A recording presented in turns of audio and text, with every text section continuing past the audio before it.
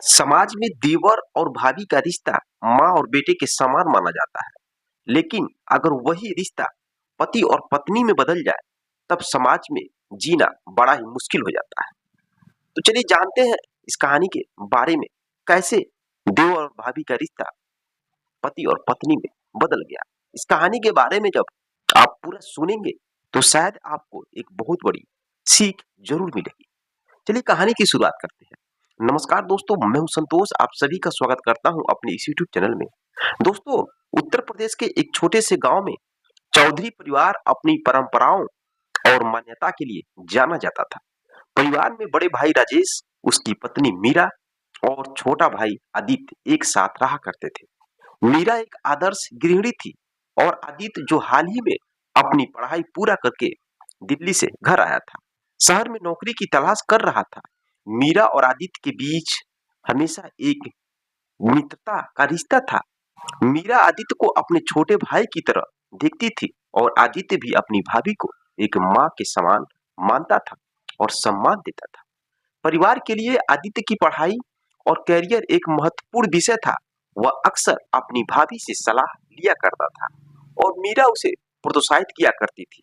उनका यह रिश्ता घर की चार दीवारी में एक प्यारी दोस्ती के रूप में परिभाषित थी। लेकिन इस भावनात्मक उलझनों ने मीरा के लेकिन इस भावनात्मक उलझनों ने मीरा को अंदर ही अंदर कचोट रहा था।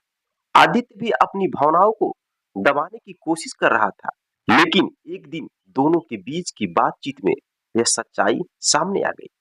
मीरा ने अपनी भावनाएं जाहिर की और आदित्य ने भी स्वीकार किया कि वह उसे पसंद करता है। यह पल दोनों के लिए भावुक और चुनौतीपूर्ण था। इस नए रिश्ते का सामना करना आसान नहीं था। मीरा एक विवाहित महिला थी और आदित्य उसका देवर। समाज और परिवार के नियम इस रिश्ते को कभी भी स्वीकार नहीं करते। मीरा ने अपनी भावनाओं को दबाने का निर्णय लिया और आदित्य से दूरी बनाने की कोशिश करने लगी। लेकिन भावनाएं इतनी आसानी से खत्म नहीं होती। आदित्य ने भी समझा कि उनका प्यार सही है या गलत, पर वास्तविक है। एक दिन जब राजेश ने मीरा और आदित्य के बीच बढ़ती नजदीकियों को नोटिस किया, तो उसने सवाल उठाया। मीरा और आदित्य ने कुछ भी गलत नहीं किया था, लेकिन उनके दिल की सच्चाई छुपी नहीं रख सकी। परिवार के सामने जब यह सच आया, तो हर कोई स्तब्ध रह गया और कोई चौंक गया। राजेश गुस्से में था। उसने मीरा पर कई आरोप लगाए। मीरा ने राजेश से अपनी बात साफ साफ कह दी कि वह अब इस शादी में खुश नहीं है। आदित्य ने भी परिवार के सामने अपने प्यार को स्वीकार किया, लेकिन इस रिश्ते को स्वीकार करना परिवार के लिए असंभव था। समाज और प्रतिष्ठा का दबाव चौधरी परिवार पर भारी पड़ गया। मीरा ने अपने जीवन के लिए एक बड़ा फैसला ले लिया। उसने राजेश से तलाक की मांग की और आदित्य के साथ अपना जीवन बिताने का निर्णय लिया। यह निर्णय आसान नहीं था, लेकिन मीरा और आदित्य ने साथ मिलकर हर मुश्किल का सामना करने के लिए ठान ली। कुछ महीने बाद दोनों का कोर्ट मैरिज हो जाता है, शादी हो जाती है और यह शादी समाज के लिए एक बड़ा धक्का था। लेकिन दोनों ने अपने प्यार के लिए हर आलोचनाओं लेकिन दोनों ने अपने प्यार के लिए हर आलोचनाओं को सहने के लिए ठान ली। मीरा और आदित्य अब एक अलग शहर में रहते थे, जहां उन्होंने मीरा और आदित्य अब एक अलग शहर में रहते थे जहां उन्हें कोई नहीं जानता था। उन्होंने एक साधारण लेकिन खुशहाल जीवन में अपनी जिंदगी को शुरुआत करने के लिए तैयार।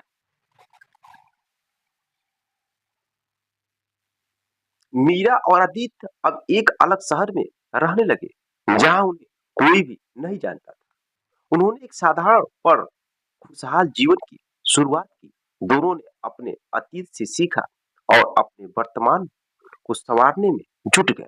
मीरा और आदित्य का यह सफर दिखाता है कि प्यार की कोई भी सीमा नहीं होता। कब किससे प्यार हो जाए, इसकी कोई भी गारंटी नहीं है।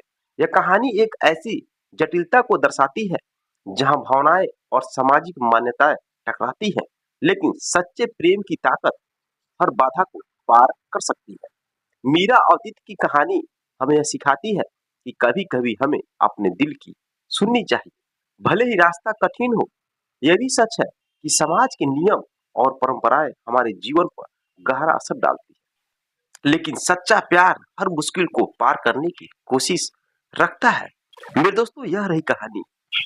स्टार्टिंग में कहानी जो शुरू हुई थी, तो वहां पर जो कि देवर अपनी भाभी को मां समान मानता था और भाभी भी अपने देवर को बेटे समान मानती थी। लेकिन धीरे धीरे उनके रिश्ते में इस कदर बात होते होते प्यार हो जाता है कि लास्ट में दोनों एक दूसरे से शादी करने के लिए तैयार हो जाते हैं।